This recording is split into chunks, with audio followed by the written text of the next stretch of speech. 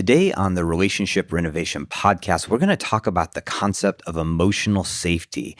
It is just what we think is the heartbeat of a happy, healthy, intimate relationship. We're going to define what is emotional safety. We're going to talk to you about what happens when you don't have emotional safety. And then we're going to give you a few real practical tools to begin to engage with your partner to increase emotional safety and have the relationship that you want to have. So stay tuned.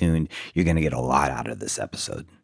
Do you want to feel more emotionally and intimately connected with your partner? Then we have the tool that is exactly right for you. We have a program called Relationship Renovation at Home. And it is an amazing way for you and your partner to have a structured way weekly to work together. Because we deserve awesomeness in our relationships. Just go to our website, relationshiprenovation.com. At the top, there's a link to At Home program, and it will give you a free lesson if you want to just check it out and see if it's something that works for you and your partner. We know it will make a significant positive impact on your relationship.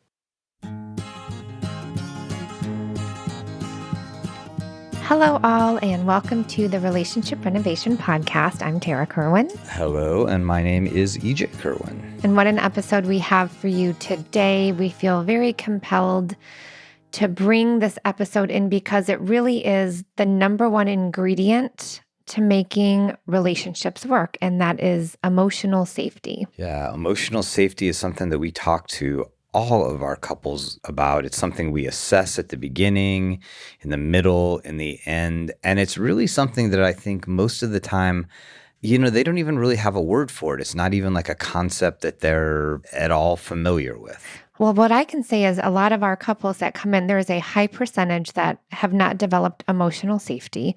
And there's not even really this framework around what that means because a lot of us have never really had secure attachments or emotional safety throughout our lifetime. And so there's not even really that base. Yeah, and I think a lot of that is just because we get into relationships and we just assume they're sort of supposed to just take care of themselves. And because we were in love at one point and things are easy at one point, that it should just be smooth sailing. We'll hit a couple bumps, but we'll be fine throughout. And, our whole concept here is like we have to put work into our relationship. We have to understand what's going on in order to have a successful, happy, loving, intimate relationship. And we're going against the grain of our biology because in our body, if we feel threatened, whether that's a look, whether that's a reaction, whether we're getting blamed for something, like our job is to defend ourselves. Yeah. And so when we're doing that with our partner, it erodes emotional safety again. And so I'm sure you've heard this if you're our podcast listener, we talk about emotional safety like we talk about brushing our teeth in the morning. We just know how important it is. And that is the core work that we do with our couples. And you can even feel the moment that shift happens when couples come from this place of disconnection and they start to cultivate emotional safety. The feeling of it is just so obvious and it's so beautiful. So we just really wanted to take an entire podcast today to define it, to help give you tools to start talking about it, developing it. And that's why we're doing this. Let's do it. All right. Bring us in. Tarah is driving the boat on this episode. I like it. I'm just sitting back and following. Well, I just think emotional safety means a lot of different things for a lot of different people. And what might feel emotionally safe for me might feel different for you. And so I think I would like to define what emotional safety means for me and also for the work I do with clients. And then maybe you can kind of go into what that means for you. Absolutely. Okay. So emotional safety to me means that I can be all my parts, right? My joyful self, my sad self, my anxious self, my depressed self, my angry self. And that although you might get triggered to some of them, that all of me is okay and that you're curious about all those different parts. Instead of saying, hey, T, I wish you could just be like this, or why can't you be more like this? It's like, wow, I can see that you're really struggling today. Help me understand.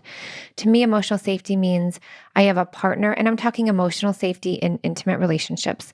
I have a partner who most of the time, instead of being reactive, is curious about me instead of put me in a box and judge me for why I am a certain way that hour or day or week or month. Yeah.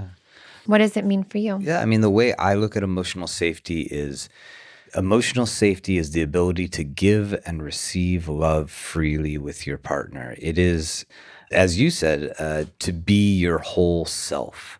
Emotional safety is I can open up to you about anything, and we have an atmosphere where it's going to be okay. That doesn't mean it's all roses and rainbows, that we open up about something and there might be difficulty or there might be some level of conflict, but it's knowing that it's safe to do it. And also I like what you said. It's about we feel accepted for who we are, because the reality is we are a component of many things. We are a mixture of many things. And we have strengths, we have weaknesses, we have things that we feel very confident about, we have things that we feel very insecure about. And emotional safety is I can be sort of my whole self. My partner can be their whole self. And we are accepting and loving of that.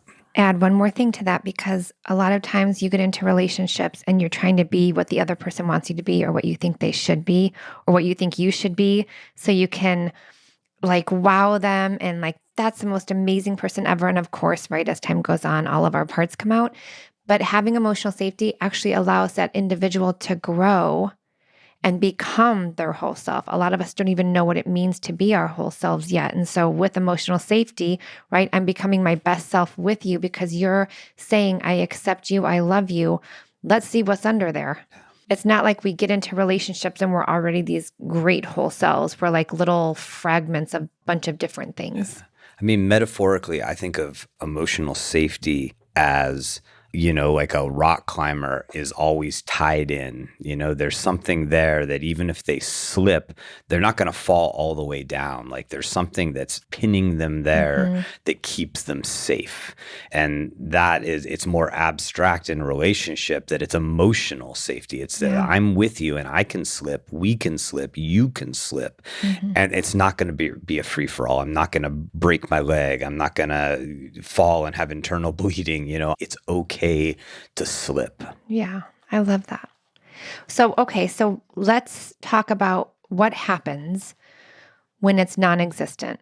Again, and it's not non-existence because either of you are like, oh, I don't want emotional safety. It's like a lot of people just don't even have a baseline of what does that even mean. I think that's like an incredibly important thing to touch on, because of the fact that oftentimes early in a relationship, things are just easier and it's more just organically connected. And so you don't talk about these type of things. Oftentimes, we fix things by knowing what's sort of broken or what's missing. And so what we want to show and talk about right now is, what does it look like when this is something that you and your partner haven't established, that you haven't talked about, that you don't have a context for? So we see a lot. We won't overwhelm you with all of the symptoms of non-existent emotional safety, but obviously like communication breakdown, communication barriers, just overall really poor communication, a lot of blaming, a lot of reactivity, a lot of conflict. Absolutely. I mean, so in communication, when there's a lack of emotional safety, you don't feel safe to talk about things, that it feels very tenuous, that when you go into a vulnerable space, it doesn't feel safe, or it doesn't feel like it's going to go well, And so therefore you do things like you don't talk about difficult things, or anytime you talk about anything that's even moderately conflictual, it goes sideways because one person maybe retracts or the other person gets anxious and aggressive. So, communication just becomes laborious. I mean, that's what we hear a lot of couples coming in. It's like, we can't even talk about where we're going to dinner. It's that whole walking on eggshells. Yeah, you can walk on eggshells for sure. Another symptom because of this is just feeling disconnected, lonely, isolated within the relationship.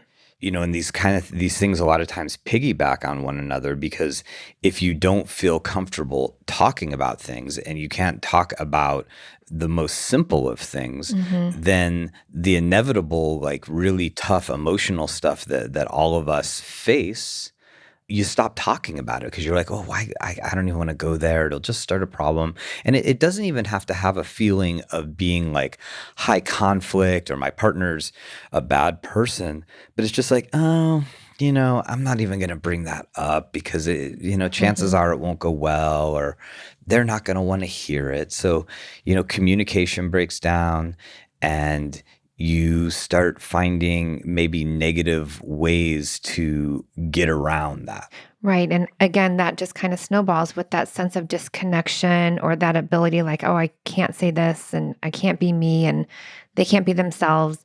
We see a loss of intimacy, loss of just wanting to spend time together. They'd rather be at work more, be with the kids more. There's just that loss of quality time together. And the whole spectrum of intimacy, right? It starts with just the most basic, like, can I open up about what's going on for me internally, about my job, about parenting, about my age, about my body, whatever.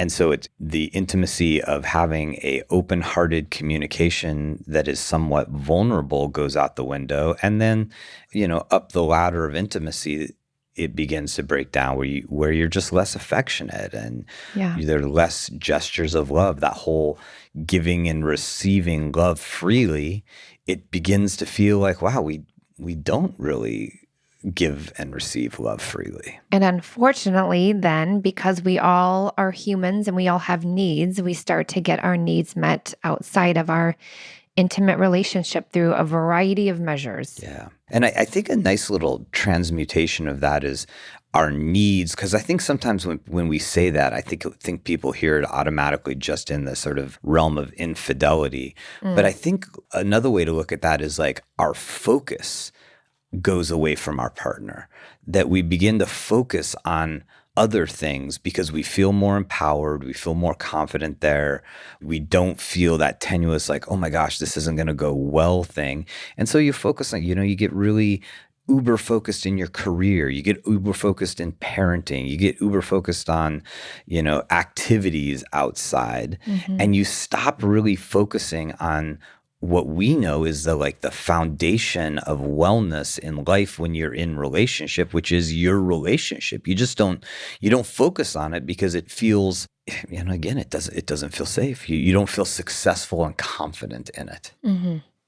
One thing that I was just thinking about when you said that, and this could be a whole other podcast, but some partners come in and one partner it feels like they have more needs than the other because maybe they're more reactive, maybe they're more emotional, maybe they come from more of a trauma background, maybe the other partner just doesn't even really have a lot of needs. And so I think that's also important to make sure that the needs feel very equal, because it shouldn't be one partner's needs are more important than the other partner's needs. But I think that can very well get flipped or misperceived, I think. Do you know what I'm saying? Yeah. You adapt in these situations, right? Yeah. Like you each have your own operating system. And so if there's a breakdown in emotional safety, things can get imbalanced. A lot of the time is about how people react to the lack of safety and the lack of connection, right? Because one person might be more anxious, and they might be the one that sort of rattles the cage more. And they're like, we don't do this and we haven't done that. That's me. Yeah. And then the other person. I know why you're looking at me. Because you're sitting across from me. That's the only True reason. Yeah. And then the other person, and clearly this is me in the relationship, withdraws. They're kind of like, I don't want to rattle the cage, and there's no even point bringing this up. So I'll just sort of like deal with it myself. Yeah. And so there becomes this real imbalance that feeds into and honestly just makes it worse. It makes that lack of safety worse. And don't get me wrong, we still fall into that pattern, but we're way more aware now, right? Even if we have the most emotionally safe relationship, we are going to fall into those patterns, but we're going to quickly recover. And a lot of our couples don't quickly recover.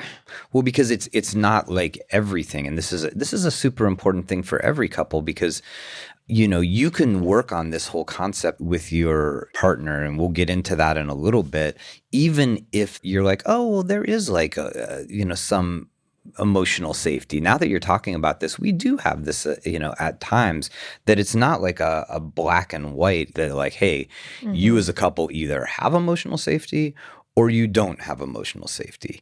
It's like, where are we at in that spectrum? And when we ask these questions in a little bit that you can work on with your partner, we're going to get into like a spectrum because, you might be a 2 or a 2.5 or a 3, on this. And that's in 1 through 5. And so it doesn't have to be that there's just like a complete void of this to work on this.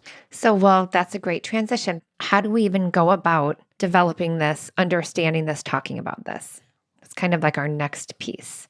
Okay, so it's important to know that this is a concept that you might walk out of this podcast and you want to address with your partner. And again, it might not be that there's a complete lack of it. It might not be perfect. It might just be somewhere on the spectrum, right? That you're like, hey, I want to connect with my partner about this. This might be useful, right?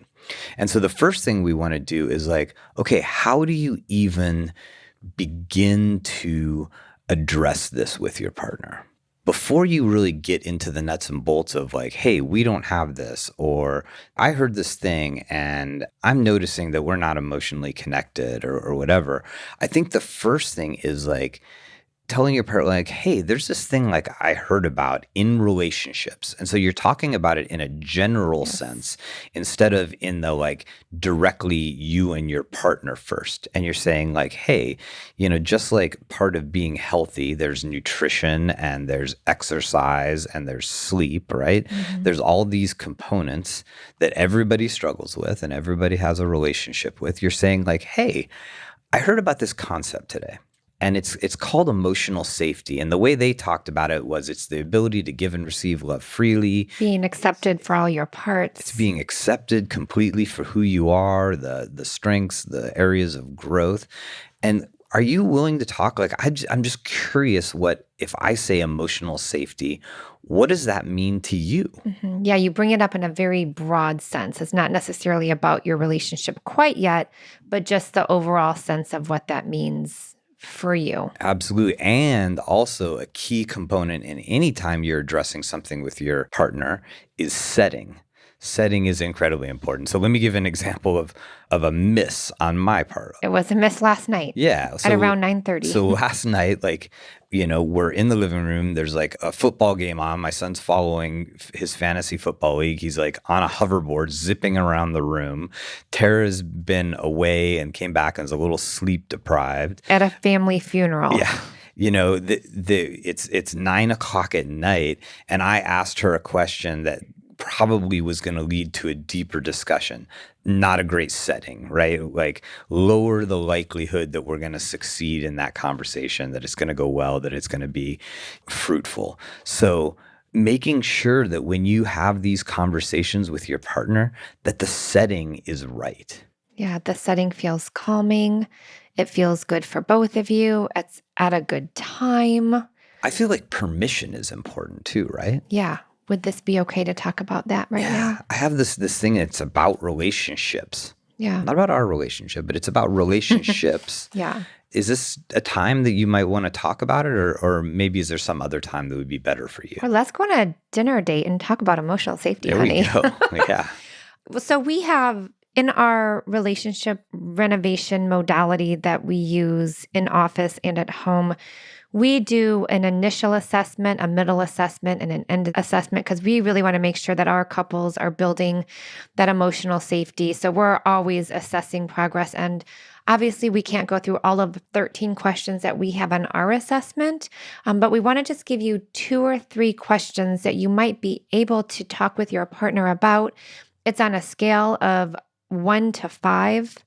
And basically, you're kind of saying, I'm about right here, right now. Again, if you feel like this would be really triggering and you just can't do that with your partner right now, that's okay. There are at least questions to think about. So we want to give you some conversation starters, basically, that if you're at home and you're like, hey, this is something that I want to talk to my partner about, but I want to like back up and slow it down a second and make sure we're really clear about that. We said, hey, the first thing you're going to do with your partner is you're going to look for the right setting. Then you're going to say, hey, there's this thing about relationships that I'd really like to discuss with you. Then you're going to start a generalized conversation about, hey, the term they used was emotional safety. What do you think about that? What does that mean to you? And hopefully you're sort of like soft pedaling. You're creating like a nice atmosphere for this conversation. And then you go into these questions, because these questions are delving into us, and so you don't want to sort of dive in too quick into that, because that's when people, if you're not careful, if there is some lack of emotional safety, that's where walls are going to go up. And you want to do everything you can to create the atmosphere and the setting to then get into these questions. And again, this is just a sample. So these are not just, we're only probably for time purposes can get through 3, but one of the first questions is, it is easy to get my partner's attention. Yeah. Again, this is on a scale of 1 to 5. 5 is like, oh my God, yeah, it is super easy to get my partner's attention. 1 is like, yeah, never. Yeah. I mean, an incredibly important question. It's easy to get my partner's attention, because ultimately what we want, and how this relates to safety, is our partner is our biggest support. They're the ones who are going to help us through the most difficult moments.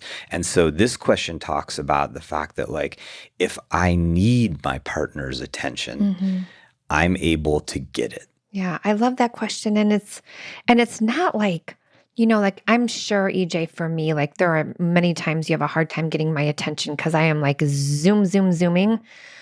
But because we have so much emotional safety built into our relationship now, if you were like, T, hang on, girl, I need you right now. Absolutely, right? But if you didn't have that emotional safety, it might come out like, why don't you ever pay attention to me? I'm trying to talk to you, right? And so that's where I can still be like a little zoomer, but EJ can come to me like, hey, this is really important.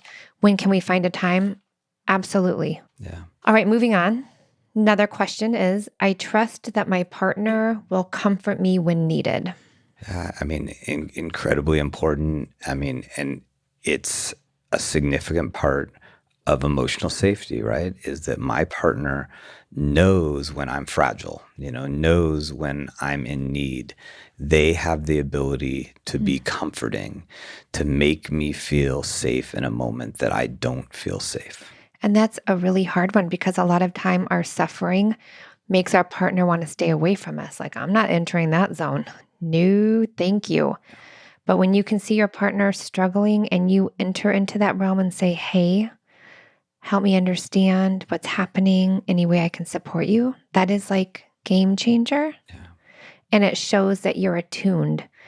Misattuned is, I didn't want to be near that, right? Oh, if you're going to have a tantrum, stay away. I'm going to put you in a timeout. That's the same feeling we get, but we're adults. Like, we can handle it. I can handle your pain. You can handle my pain. I'm going to be curious. I'm not going to back away because you're in a bad mood. Well, and it directly relates to that idea of my partner accepts me as a whole. Because when we need comfort is oftentimes where we're in our struggles.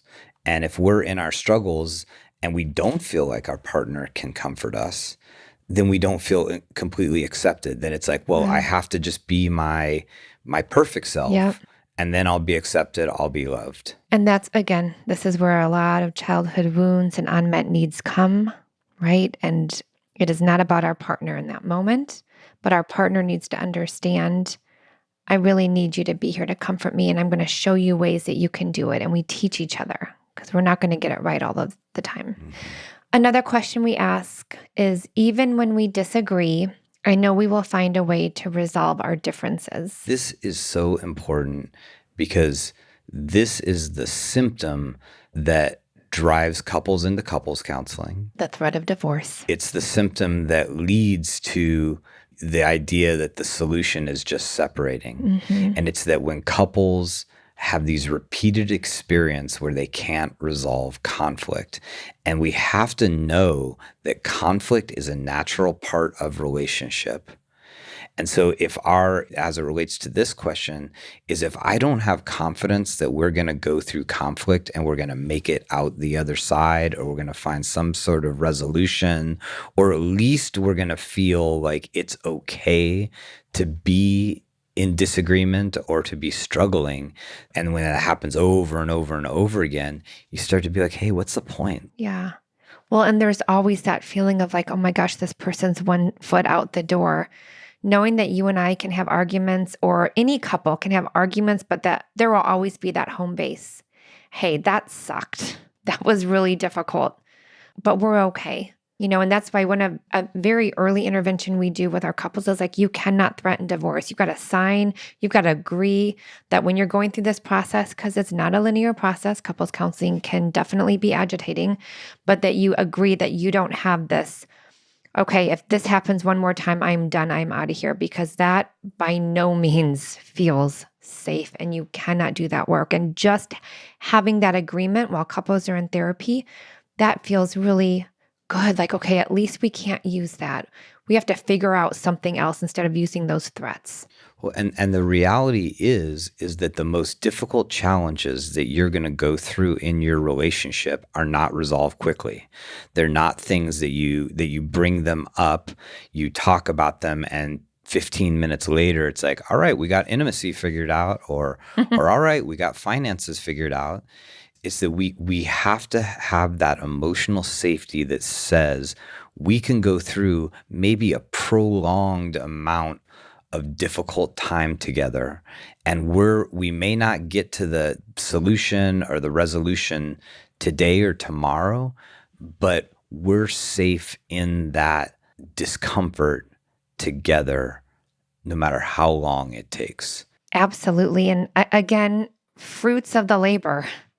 We want to share what we have seen, what we have observed, what we have felt with hundreds and hundreds of relationships in addition to ours, around what happens, what is the outcome of cultivating emotional safety. Again, is it perfect? No. Do we still get into our little ruts? Absolutely. Do we still get triggered? For sure. But fruits of the labor are increased connection, increased attunement and confidence that we can freaking get through anything and we'll be okay. When you begin to take this on and you begin to work not on the one problem that's in front of you, though, do we buy this car or not buy this car? But you begin to look at this as like, hey, there's this overarching thing called emotional safety, and we're building it, right?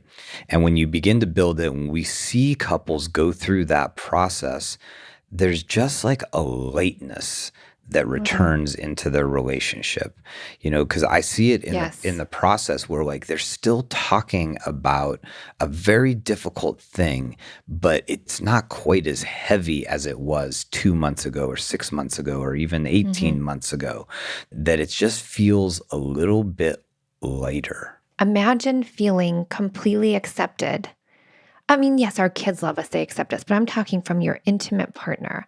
Imagine feeling complete acceptance for whatever it is we're doing in that moment, or we're feeling in that moment, or whoever we are. That feels really damn good. And it's very rare that we've had that in our lifetime. And it takes work. It's not something that just organically replenishes. These are things that are like tune-ups to your relationship that you're identifying. Like when you're driving your car, you just see am I driving down the street and the tires are full of air? Yeah. And you're not looking at like, hey, somebody needs to check out the transmission. Somebody needs to just make sure I got enough transmission fluid in there, that the gears are moving smoothly, and that things like emotional safety are things that are just underneath the hood, right? And when you start having these types of conversations and they start feeling better, maybe not good yet, but at least you're working on it. There's an opening. The biggest thing that happens comes down to one of our primary mottos is that when you feel connected in your relationship, everything else in the world begins to feel more manageable. Yes. When you are disconnected, when you lack the emotional safety that you and your partner crave, everything feels more stressful, more out of control. And what we see is just people start managing life better. Yeah, I know we're kind of closing soon, but the gratitude that comes along with you for doing this work with me. It's why we created this center. It's been super choppy, but the calmness is worth it, right? Through the choppy waters. And so, again, if I could be anybody's cheerleader, like emotional safety it's an amazing feeling. That's all I can share. I can't talk about it. It's the feeling of it. Yeah. I mean, I can like share a little bit on a personal side of like how having this awareness of a general component of your relationship and having the ability to even you and I, Tara, sitting here together talking about it, it's helped me pull some things into focus between the two of us. Mm-hmm. When we're like in it, when we're like in sort of the day to day and the kids and the work and the in-laws or my parents or your blah, blah, blah, that you get really like sort of like you're just staring into a microscope and it's easy just to see all the bacteria, And by having this discussion today, it's really reminded me that even though things can be difficult, that things have changed greatly in us identifying this as something that we're cultivating in our relationship. Always. And Yeah. even though there's difficult times still, I'm able to say like, because we've addressed this as a dynamic and it's something both of us individually and together are working on together, those difficult times are more manageable now. Oh my gosh. Absolutely. Yeah. And so, I mean, that just to me is such an important thing is like when we're suffering, we just get so myopic. We get so like just see that little speck of dust on the window. And by you at home beginning to identify this, say like, hey, I want to have this discussion. What does it mean to you? Here's some questions we move through. This is something that we're going to be working on now together from now on that we've identified. We want to have an emotionally safe relationship so we feel connected, we feel supportive, and life is easier. That I know it will change things for you at home. Yeah. And that feels like such a great, gentle way of approaching the start of this. So thank you for listening today. We really are so grateful for our audience and all of the amazing feedback we're receiving and the support that we can be for couples around the world, really. Yeah, and when you finish this episode, just do us one favor. Go wherever you're listening to this. Please leave us a review, rate us. That feedback means a lot. It helps us get the word out. It helps more people plug into this amazing community of people. And there's thousands and thousands of you out there who are listening and who are dedicated to having an amazing relationship, to becoming the best person you can be through your interactions with your partner. So share it, rate it.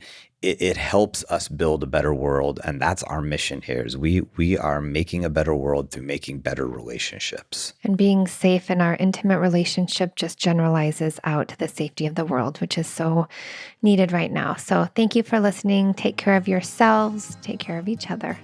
Bye-bye. Bye. Me and you just singing on the train. Me and you listening to the rain. Me and you, we are the same. Me and you have all the fame we need. Indeed, you and me are we.